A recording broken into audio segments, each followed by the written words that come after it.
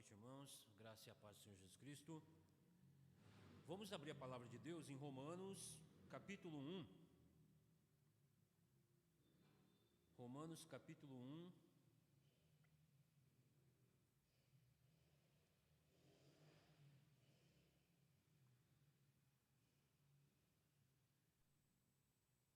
Vamos ler apenas os versos 18 e 19.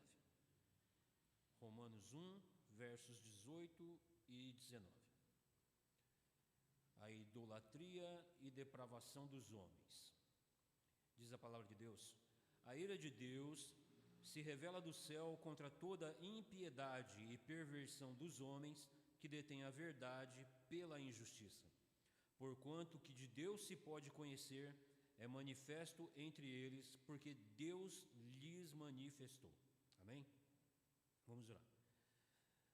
Soberano e eterno Deus, maravilhoso Pai, eu dou graças, Senhor, por esta rica bênção, por esta oportunidade de podermos estarmos reunidos como igreja do Senhor para louvarmos, adorarmos o Teu santo nome, meditando na Tua santa e bendita palavra.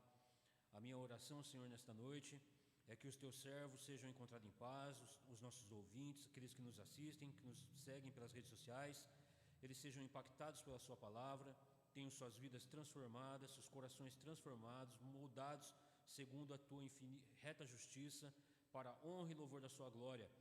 Assim, ó Deus, eu me alegro junto com os meus irmãos por esta rica bênção, agradecendo em nome de Jesus Cristo por este privilégio. Eu agradeço, Senhor, pela vida de todos os que nos assistem, sejam eles abençoados para a honra e glória do Teu santo nome. Amém. Então, irmãos, nós vamos dar continuidade no nosso estudo da carta de Paulo aos Romanos, e nós já entramos, né, capítulo por capítulo, verso por verso. Nós estamos no capítulo 1, já falamos a respeito do anúncio de Paulo do Evangelho, né, e agora, a partir do verso 18, ele começa a apresentar essa doutrina que muitas pessoas se assustam, muitas pessoas têm uma dificuldade com ela, que é a doutrina da ira de Deus, de que Deus é um Deus santo, e de que a ira de Deus, ao contrário da ira humana, né, que é uma ira mesquinha, por motivos fúteis, nós nos iramos por vários motivos, né? A ira de Deus não, a ira de Deus é santa, né? Tem dois termos na teologia que são sentimentos humanos atribuídos a Deus, uma forma de Deus, que Deus é o Deus que se revela, né? Como nós estamos aprendendo, é Deus quem se revela ao homem, porque o homem é incapaz de, por ele mesmo, ele ter contato com o Criador. Nós estamos vendo isso. Paulo ele vai começar a apresentar principalmente a doutrina da revelação geral, de que o que se pode conhecer de Deus, como nós acabamos de ler, o próprio Deus manifesta por meio das coisas que foram criadas. E esse termo de atribuir sentimentos humanos a Deus chama-se antropopatia, né? Nós temos a antropoformia, que é atribuir formas humanas a Deus, né? Como a mão de Deus, os olhos de Deus, a boca de Deus, né? Porque Deus é espírito, né? Deus não tem boca, olhos, Deus é espírito, mas é a maneira didática do Senhor se revelar ao seu povo, e para que nós possamos compreender a mensagem de Deus, né? Olha, os olhos do Senhor estão sobre aqueles que o temem, né? O Senhor, as mãos do Senhor estão sobre a vida do seu povo. É as mãos de Deus que move, né, o tempo, o espaço, não está largado. Assim, então, também uma maneira de Deus se revelar a nós e nós compreendermos o caráter santo de Deus é por meio da antropopatia, ou seja, atribuir a Deus sentimentos humanos, se bem que Deus é quem realmente sente, pensa e tem verdadeiro sentimento e nos comunicou, né? Se nós amamos, é porque Deus de fato é amor, né? Como no caso da doutrina da ira, se nós nos iramos, primeiramente a ira a qual deve ser, principalmente o povo de Deus deve ter, é a ira contra o pecado, né?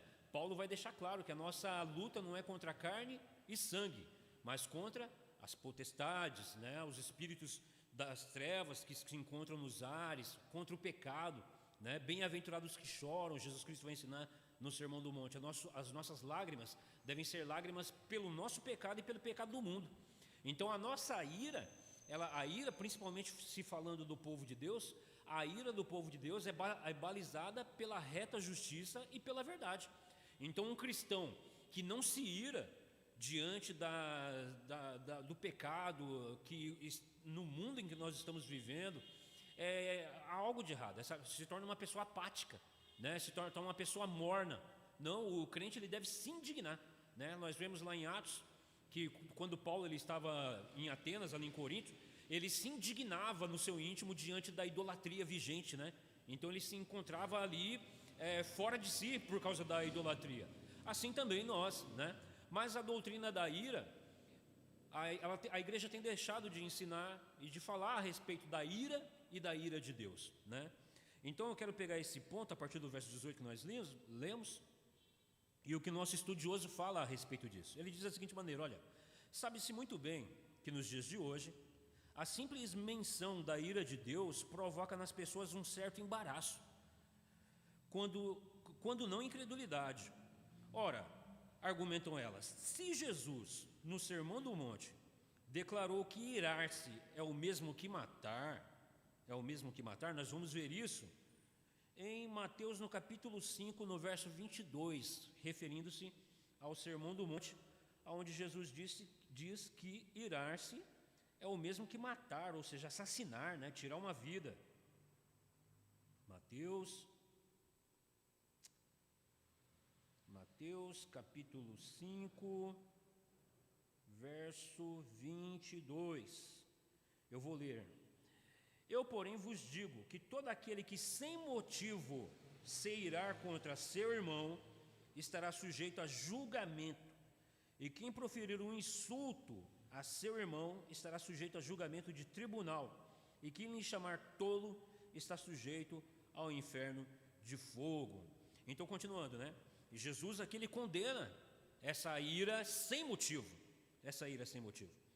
Esse Paulo identifica a ira como uma manifestação da nossa natureza humana e pecadora, e portanto incompatível com a nossa vida em Cristo.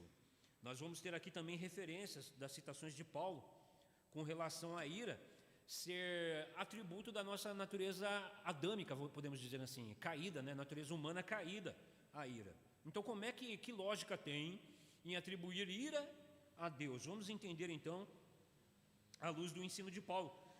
Gálatas 5,19. Deixa eu achar aqui também para me acompanhar junto com os irmãos. Gálatas, capítulo 5, verso 19. Quem encontrar pode fazer a leitura, irmãos, para os irmãos participarem também.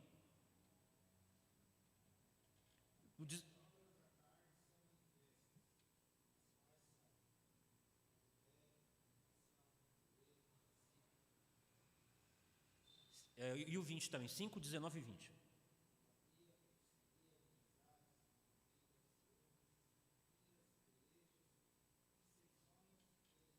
Amém. E outra referência ele nos dá aqui é Efésios 4, 31.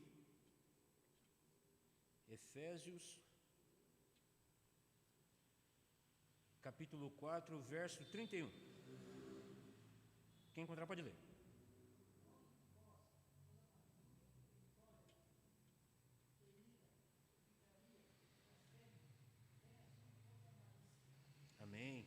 E uma última referência é Colossenses 3, verso 8. Esse eu vou ler.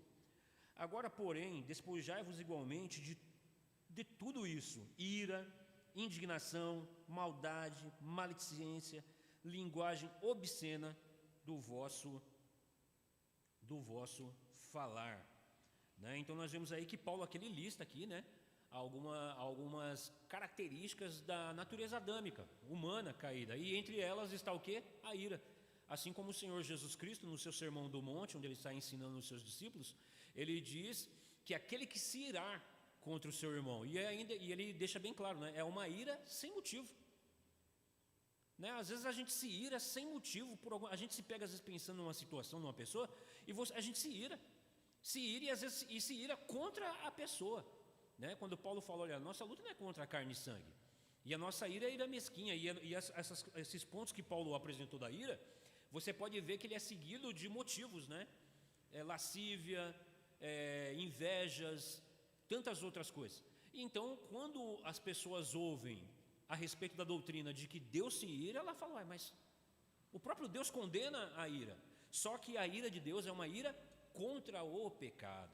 É uma ira santa. A ira de Deus não tem nada, absolutamente nada a ver com a ira do ser humano.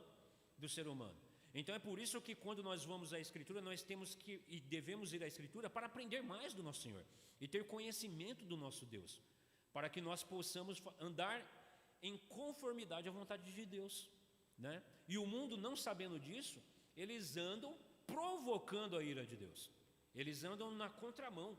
Eles andam provocando a ira de Deus e se auto-enganando, porque esperam de Deus o quê? Um Deus que é bonzinho, um Deus que é amor, né? Um Deus que só é puro amor. Inclusive a forma de evangelismo é Jesus te ama e está tudo certo. E eles continuam na provocação da ira de Deus, né? Então, como pode-se atribuir tal qualidade ao Santíssimo Deus? De fato, a reflexão a respeito da ira de Deus levanta 3 perguntas básicas.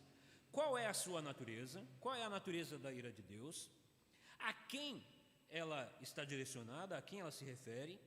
E como ela se manifesta? Então nós vamos ver no primeiro momento o que é a ira de Deus. O que é a ira de Deus?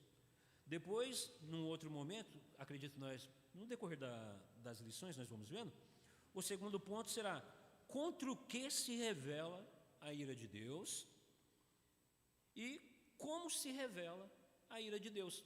Então nós vamos ver que a ira de Deus, ela tem origem, ela tem propósito e ela vem.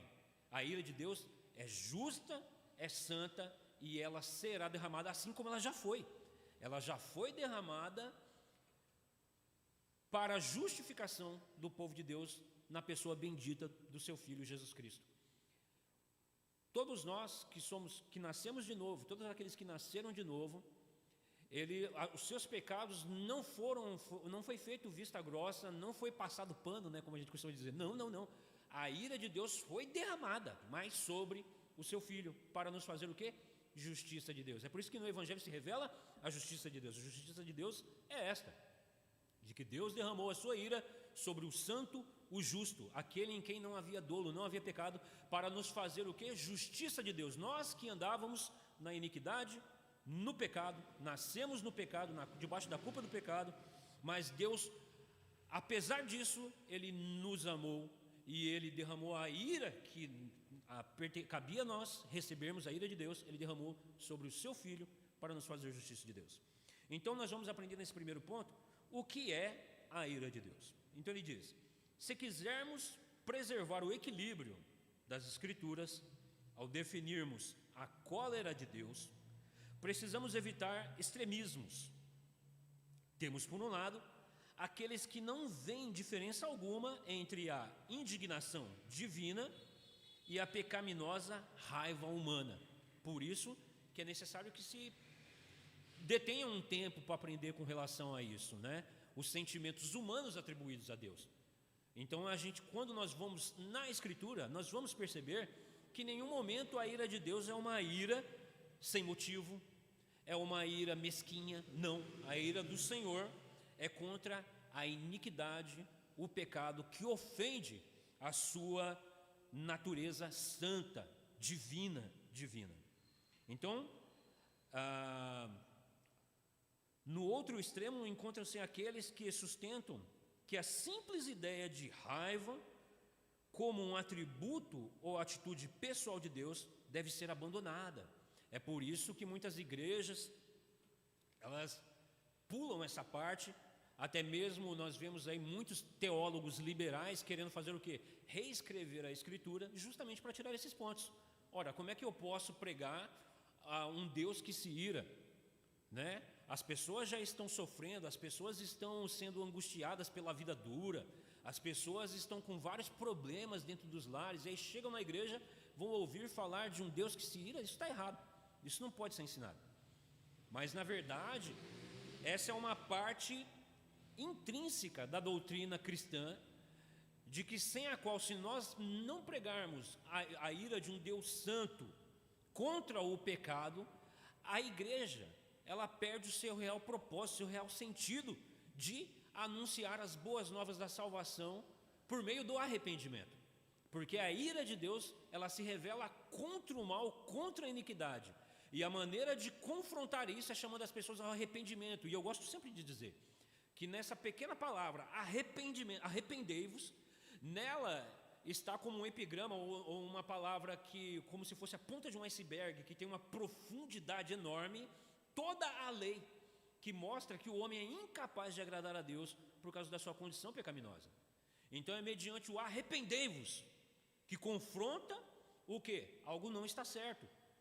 Se eu digo Jesus te ama, se Jesus te ama, me ama, está tudo bem, está tudo certo, então eu vou continuar com a minha vida no jeito que ela está. Só que eu vou estar caminhando debaixo da ira de Deus, porque eu acho que nada confronta a minha vida de pecado. E eu achando dessa maneira, e eu ouvindo, olha, que Jesus me ama, de que Deus me ama e está tudo certo, eu continuo me auto-enganando e caminhando nessa vida, provocando a ira de Deus, Então a igreja, para que ela cumpra o seu papel como fiel ministra de Cristo na exposição do Evangelho, ela tem que confrontar, ela é chamada a confrontar os pecados. E aqui não se trata de ser mal educado, de ofender as pessoas, não. É pregar o Evangelho é a palavra de Deus, como vai dizer Hebreus, né? Que é como uma espada que atravessa a alma, o coração, nervos. A palavra de Deus, ela nos esmiuça e ela nos traz o que? Convicção de pecado. E aí nós temos isso de forma espiritual, é o poder do Espírito Santo de Deus que arranca as vendas dos nossos olhos, que tira os tampões dos nossos narizes para que nós possamos sentir o quê? O fedor da iniquidade do nosso pecado contra um Deus santo. E você vai perceber que aquela vida que você vivia, que você falava, não, está tudo bem, está tudo certo, não estou fazendo nada de errado, você vai falar, eu não sabia, Senhor, tem misericórdia de mim. É por isso que é pelo poder do Evangelho, porque o Evangelho é o poder de Deus, e não há violência nenhuma no Evangelho, não há violência nenhuma, não há agressão nenhuma contra as pessoas, não há exposição de ódio nenhuma, embora a palavra ódio, ela esteja na Escritura, mas é ódio contra a iniquidade, que confronta um Deus santo, justo, bom, que fez tudo muito bom e para o louvor da sua glória, mas que por causa da nossa iniquidade, ela nos separou desse Deus santo. E como nós nascemos debaixo do pecado, andar no pecado para nós era normal.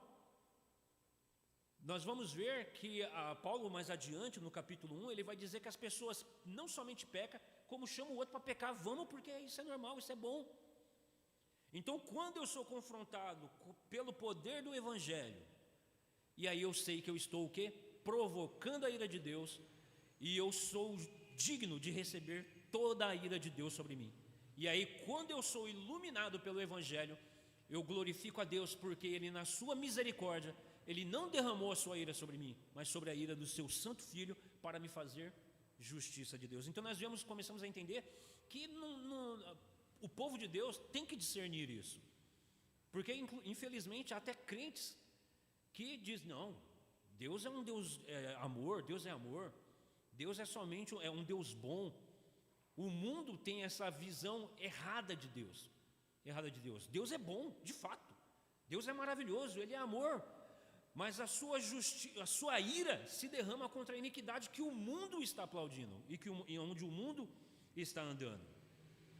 Então, essa doutrina, ela deve ser ensinada, e ela não se apresenta somente no Novo Testamento, ela se apresenta em toda a Escritura, demonstra um Deus que se ira em todo o tempo, por causa que em todo o tempo a humanidade vive na contramão da vontade de Deus. Então, no outro extremo encontram-se aqueles que sustentam que a simples ideia de raiva, como um atributo ou atitude pessoal de Deus, deve ser abandonada.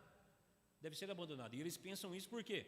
Por não conhecerem a palavra de Deus, por negligenciarem a leitura da Bíblia, o estudo da palavra de Deus, e assim conhecer o nosso Senhor. Então, embora exista de fato uma indignação justa, a raiva humana é, na maioria das vezes, bastante injusta. É uma emoção irracional e incontrolável, com uma boa dose de vaidade, hostilidade, malícia e desejo de vingança. Já a ira de Deus, nem se precisaria dizer, é absolutamente livre de qualquer um desses ingredientes venenosos. Porque Deus, Ele é luz, né? Tiago vai dizer que no Senhor não há sombra, não há mancha, não há nenhuma sombra na santidade de Deus, num Deus que é justo e santo. Mas a ira de Deus se revela contra toda impiedade. Impiedade é para com Deus. Impiedade aqui, Paulo está dizendo, é você dar glória a tudo aquilo que não é o Senhor. Isso é ímpio, é impiedade contra o santo. E perversão é quando eu me iro para com o meu próximo, é eu me irar contra o meu irmão. E quando eu digo meu irmão, não estou falando apenas dos meus irmãos da igreja. É aí onde nós aprendemos o que o Senhor Jesus Cristo diz, né? Nós devemos perdoar os nossos inimigos. Porque se você perdoa somente aquele que você conhece, que diferença faz? Que glória há nisso? Não é verdade? Não é assim que fazem também os gentios? Quando ele fala gentios, ele está falando assim, não é assim que faz também os incrédulos? Né? Eles perdoam um parente, um amigo ali, mas uma pessoa na rua pisou, não, vamos matar, vamos arrancar o couro, vamos, né, tem que arrastar pela rua. Então, nós vemos que o Senhor Jesus Cristo, Ele confronta isso, né? Então, nós devemos fazer o quê? Perdoar os nossos inimigos e dar o lugar à ira de Deus. É o Senhor quem derramará a sua ira sobre quem? Todos aqueles que se encontram impenitentes, coração endurecido, coração que não se aquebranta, coração que é de fato regido pela maldade e pela iniquidade, tanto para com Deus quanto para com o próximo. Esse receberá de Deus a ira, a nós não. A nós compete fazer o quê? Colocar nas mãos do Senhor, né? E a palavra de Deus nos aconselha a fugir da presença do homem sanguinolento, do homem violento, por causa do que o coração dele está eivado do quê? Dessa ira venenosa, essa ira que tem rancorosa, essa ira rancorosa. E vem sobre ele o quê? O juízo de Deus. Pode falar, meu irmão.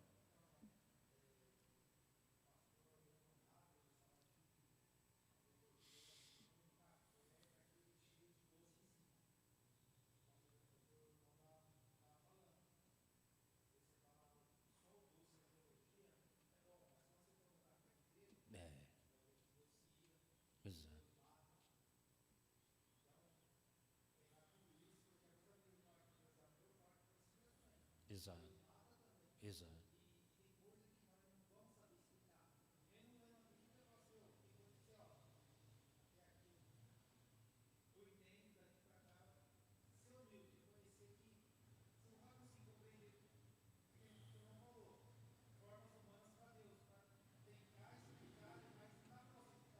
Exato.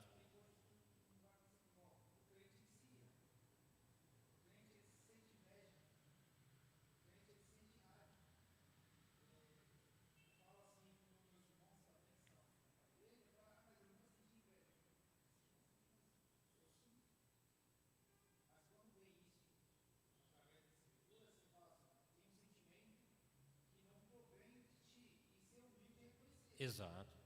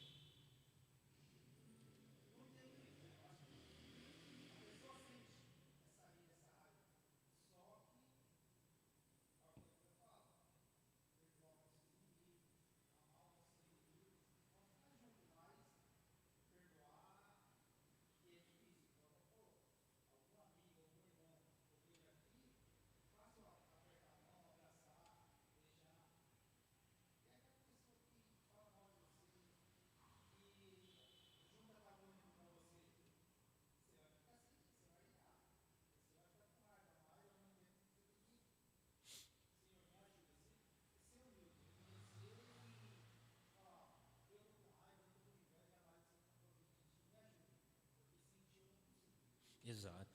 Eu sempre gosto de falar, né? Eu não gosto de romantizar nada. O povo de Deus, principalmente, é o último povo que deve fazer isso. Inclusive, tem uma frase, né, que vai dizer, olha, só duas entidades, quanto organização de pessoas, sabe que é mal. Né, se eu não me engano, eu acho que até é John Stott que vai dizer isso. Ele vai dizer a máfia e a igreja. Os mafiosos sabem que são maus, que eles praticam o mal, e eles sabem que são maus. E a igreja é onde está o povo que sabe que merecia o quê? A ira de Deus. Você percebe? Justamente por causa do quê? Por causa exatamente de nascermos debaixo disso, né? E eu gosto, e isso é doutrina bíblica, de que nós fomos libertos do poder do pecado, mas não da sua presença. Não da sua presença. João vai dizer, né? Aquele que diz que não peca, que não tem pecado, faz de Deus mentiroso e a palavra de Deus não está nele. Então esses sentimentos que o irmão falou, de fato, eu digo, eu tenho. Eu me iro às vezes sem motivo.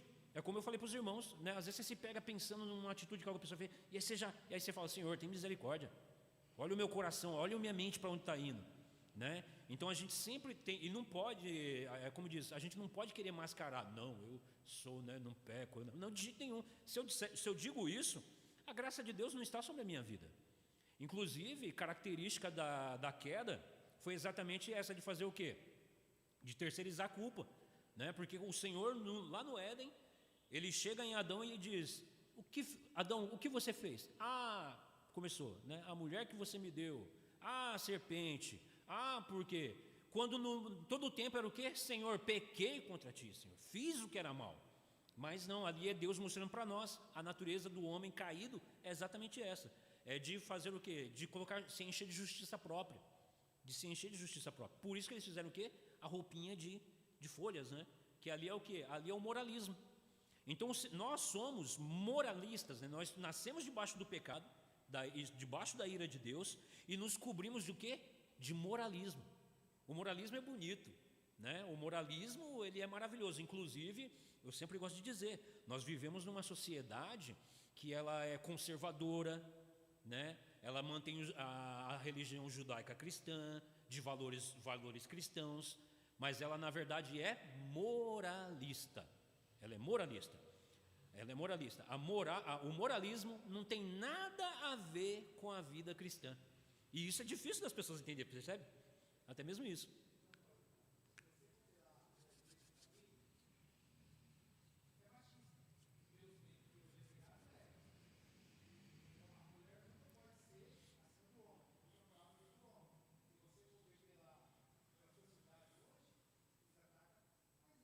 Sim.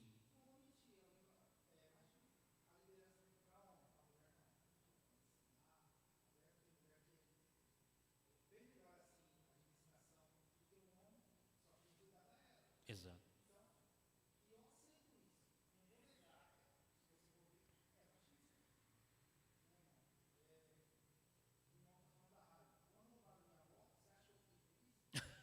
Não tem como, né?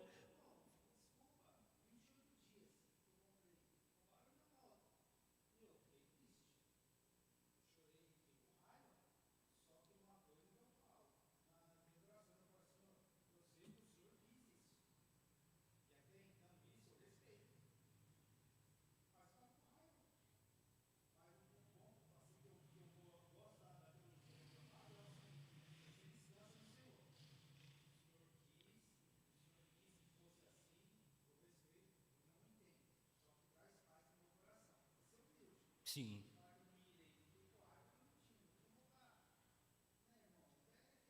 Sim. Verdade.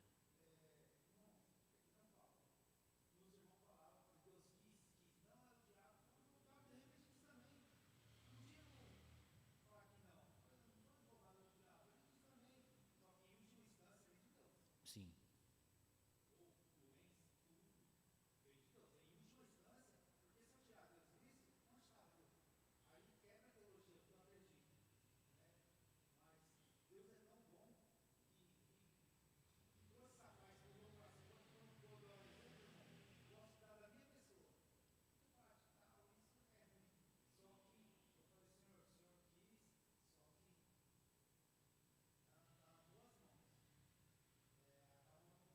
Sim. Não. Exato. Então, mas como nós lemos, né, nos textos de Gálatas, Colossenses, Paulo ele fala, olha, que isso fique fora da nossa vida. Por isso que a santificação é um processo, né, que vai durar a vida toda. O Senhor Jesus Cristo, quando Ele ensina a respeito do semeador e o fruto que elas dão, uns produzem a 100, 60, 30, os níveis de santidade, né? Queria eu produzir a 100, olha que bênção. Tem irmãos que, o Senhor Jesus Cristo ensinando, tem uns que produzem a 60, uns produzem a 30. E por isso que nessa caminhada a gente vai orando um pelos outros, vai ensinando, para que a gente tenha esse discernimento. Mas o desejo bíblico e o apostólico para a vida cristã é que a gente faça o quê? Fuja de tudo isso, sabendo que estamos sujeitos a isso, né? Mas aí a gente tem o quê? Os meios de graça, leitura da palavra, oração, o culto, a comunhão, para que a gente vai sendo lapidado, né, com outros irmãos. Então, continuando, a intenção de eliminar a mínima noção de que Deus possa irar-se por ser este um sentimento totalmente indigno dele, normalmente é associada ao nome de C.H. Dodd, cujo comentário de Romanos foi publicado em 1932.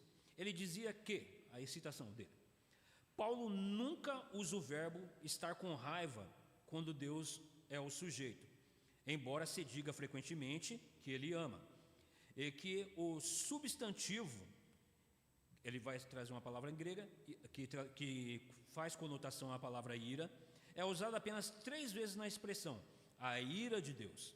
Apesar de ser usado constantemente como ira ou a ira, sem referência de Deus, numa maneira curiosamente impessoal. Então ele cita esse comentarista que fica praticamente quase que querendo inocentar a Deus. Percebe? Mas não, como nós costumamos dizer, Deus não precisa da nossa defesa. Tem muitas pessoas que na verdade tem crente que ele quer defender Deus. É por isso que ele não prega sobre determinada coisa, ele não fala sobre determinada coisa, ele não quer falar de Deus, mas a Escritura deixa claro que o Senhor é soberano e ele revela-se a sua majestade, a sua glória ao seu povo, e ele deve ser pregado segundo é a verdade em Cristo, de que Deus se revela. Então a ira de Deus, de que Deus se ira, é nítida em toda a Escritura, não é uma questão de Paulo está falando isso. Basta você ler de Gênesis e vir seguindo adiante, que você vai ver a ira de Deus se revelando contra a iniquidade. O que foi ali o dilúvio? A ira de Deus se revelando. O que foi Sodoma e Gomorra? A ira de Deus se revelando. Nós temos ali pequenos, né, fim de mundos, né? O reverendo Leandro Lima que vai usar esse termo, né? Ele vai dizer, olha, na Escritura nós temos micros apocalipses, ou seja, fim de tempos, que tudo isso é demonstrando o quê? O grande juízo que há de vir naquele grande dia, que Deus revelará o quê? A sua ira, derramará a sua ira sobre todos aqueles que permaneceram o quê? Na incredulidade, num coração duro. Então a gente não tem que ficar querendo defender a Deus. Deus não precisa de defesa, tem um pouco a Bíblia. Por isso hoje foi da luta, né, da tradução reformada, os protestantes, de colocar na mão de cada um o quê? A Escritura, para que ele possa, sob oração, se submisso à vontade de Deus e pela iluminação do Espírito Santo de Deus, compreender a Escritura, né? E por isso mesmo o Senhor deu também o quê? Pastores e mestres com o fim do quê? Da edificação do povo de Deus, para poder ensinar a palavra de Deus. Vai haver diferenças teológicas? Vai haver diferenças, muitas, mas o que a Escritura diz, né? Paulo vai dizer que é até mesmo necessário que assim seja, para que se revelem o quê? Os fiéis, os verdadeiros, para que possam pregar a palavra, ensinar a palavra, para que as pessoas tenham pleno conhecimento da revelação do caráter santo de Deus que é apresentado na Escritura. Então você não precisa querer ficar fazendo milindres para defender Deus. Deus mata, Ele criou, Ele deu a vida, Ele tira. Deus pune todo aquele que anda na iniquidade. Assim como Ele também não nos deixa impune, até mesmo o eleito está sujeito à ira de Deus se ele viver no pecado. Olha para Davi, olha o que aconteceu lá com Davi. O que o Senhor disse para ele? Por causa disso que você fez, você não vai morrer, mas fica claro que a espada não vai se afastar da sua casa. Fica pensando você que porque você é um crente, que você pode fazer um monte de gambiarra aí, nada vai acontecer com você. Isso é ira de Deus, né? Aí depois vem com essa conversa que meu irmão falou, né? O inimigo está furioso. Não. Você tem responsabilidade sobre o que você fala, sobre como você age. Esses dias no serviço ocorreu algo lá, E um rapaz, um colega de serviço, ficou bravo. E eu conversei com ele, falei, rapaz, melhor vai para casa, fica calmo. Não, eu falei, não faz isso. Eu falei, eu já fui que nem você, que nem você. Eu já fui brabão assim, do cara do tapa e do soco. E meu amigo, Deus me livrou de eu ir para a cadeia, de acontecer isso e isso comigo. Não faz isso. Ele não ouviu. O que aconteceu? Foi demitido, justa causa, recebeu agora um boletim de ocorrência contra ele. É a ira de Deus. Você percebe? A nossa ira, irmãos, ela nos cega. A nossa ira é mesquinha. A nossa ira, ela faz isso com a gente. E nós vamos sofrer a consequência da real ira de Deus sobre as nossas vidas. Lá no capítulo 13, Paulo vai falar, né, a respeito das autoridades instituídas. Ele vai falar assim, ó, faz o bem e receberá o quê? Louvor da autoridade. Mas se fizeres o mal, teme, porque não é sem motivo que ela porta a espada. O policial está com um revólver na cintura ali, não é para enfeite.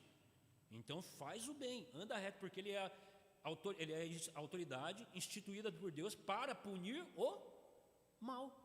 Quando nós vemos essas operações no Morro Rio de Janeiro, quando nós vemos guerras, humanamente falando, as pessoas não entendem, elas acham que é o quê? É mesquinharia humana, mas é Deus derramando a sua ira. Nós vamos para a Escritura e nós vamos ver o Senhor trazendo o quê? Os povos, né? Abacuque, né? O Senhor fala para Abacuque, fica olhando o que eu vou fazer, eu vou trazer um povo distante que vai punir. Aí Abacuque fala, mas Senhor, o Senhor vai punir um povo pecaminoso, com um povo mais pecaminoso ainda, é a ira de Deus.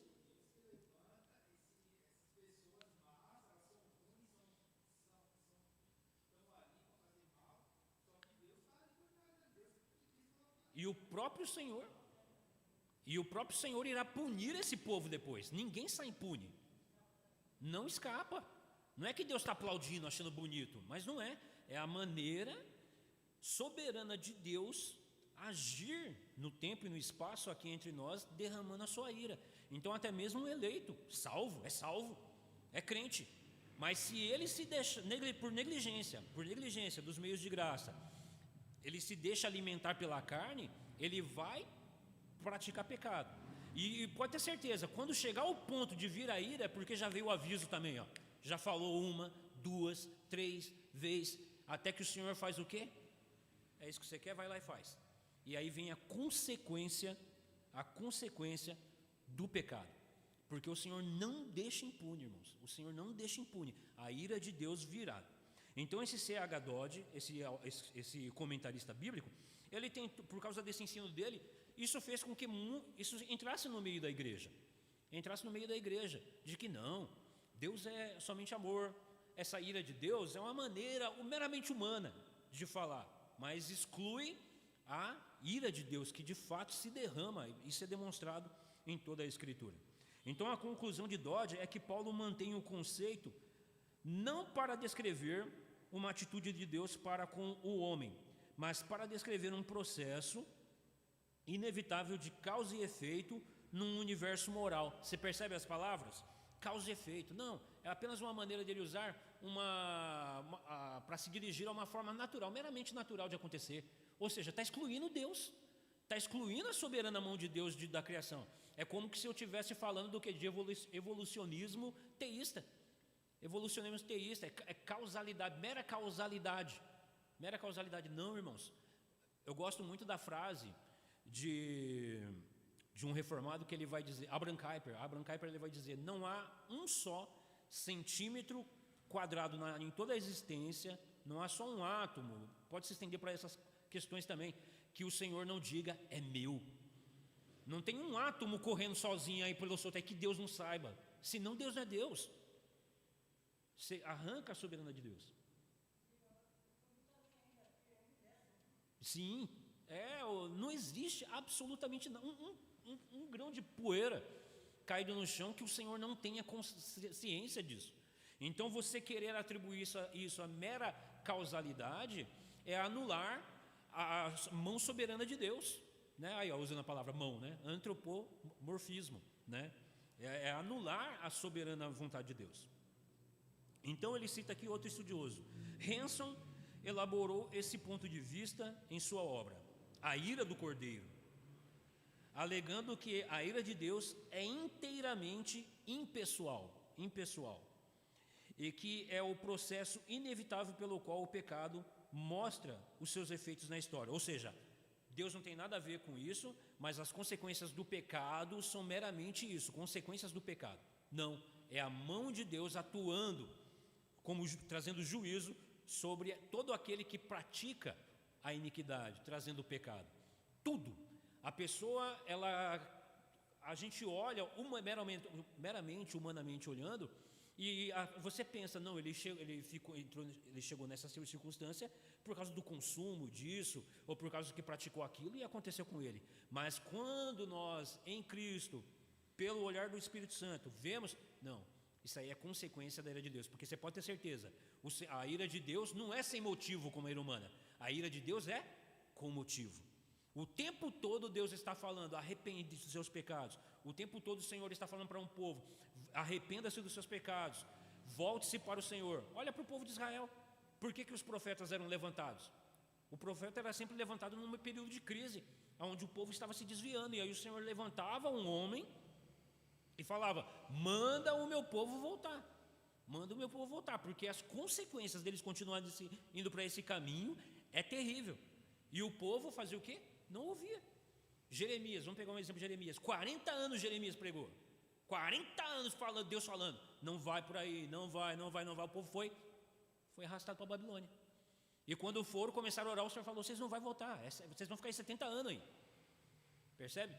Então assim, a gente não pode brincar, foi o texto de Hebreus que nós lemos agora, né?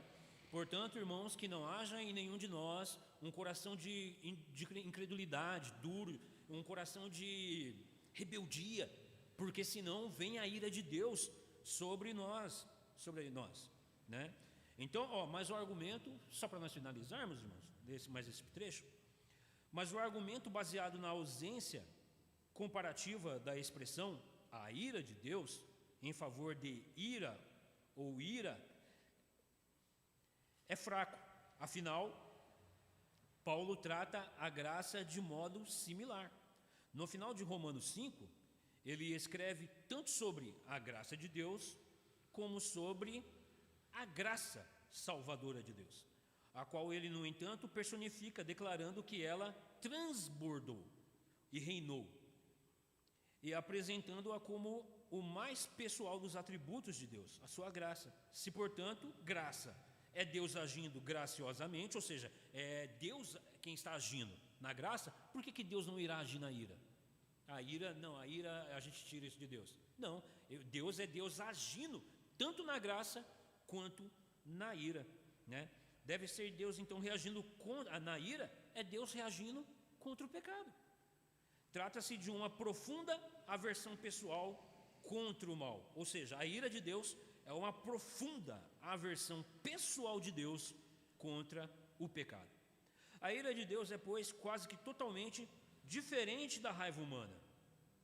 Não significa que Deus perca a calma, se enfureça, tornando-se perverso, mau ou vingativo. No conflito moral, o contrário de ira não é amor, mas neutralidade.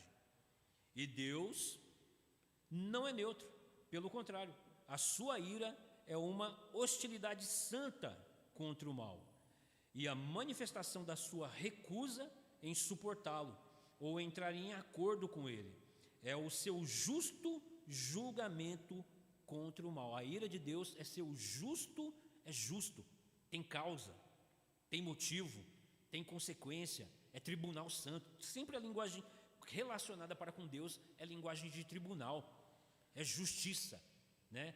É uma linguagem, é a linguagem forense que eles chamam dos estudiosos, né? Eles vão falar que é uma linguagem que se dá para cargo jurídico, forense, advogados, juízes que usam essa linguagem, porque de fato estamos nos falando aqui com quem? Com o Senhor, o Rei, o soberano, o juiz de toda a terra, né? Então a linguagem usada para Deus é essa, de que Ele é o justo juiz, Ele é reto juiz. É por isso que Davi vai dizer lá no Salmo 51, né? Contra ti somente, e fiz o que era mal perante os seus olhos, de maneira que será justo no teu falar e puro no teu julgar. Ou seja, diante de Deus não tem mala preta. Não tem como comprar esse juiz. Não tem como usar de meios para poder conseguir um favor ali, sabe, malicioso. Não, ele é reto, justo, puro e santo. Então a ira de Deus, irmãos, ela não tem nada, absolutamente nada a ver com a ira humana, porque a nossa ira, ela é mesquinha, é falha. Mas a ira que de fato o cristão também deve ter é essa, contra o pecado em nós mesmos, né? Contra o pecado em nós mesmos, contra o pecado no mundo. O crente, ele não pode ser o sangue de barata, né? Não, tanto fez, tanto faz. Não, aí ele diz, não, porque eu sou cristão. Não, você não é. Deus não chamou nenhum frouxo, nenhuma pessoa apática.